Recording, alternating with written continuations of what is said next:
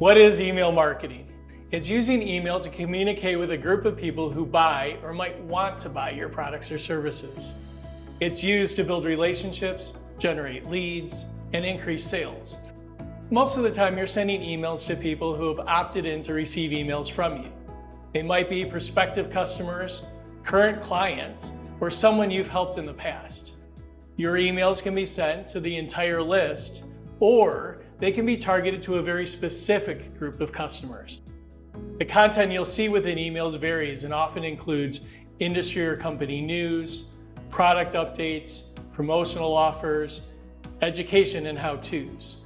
You can manually create new emails to be sent on a regular basis, or send them automatically after someone performs a specific action, such as making their first purchase, not buying for a while, welcoming them when they join your email list, or after you've worked with them to ask for a review or a referral. When done well, email marketing is an effective way to build and maintain relationships with your audience. And it's cost effective too.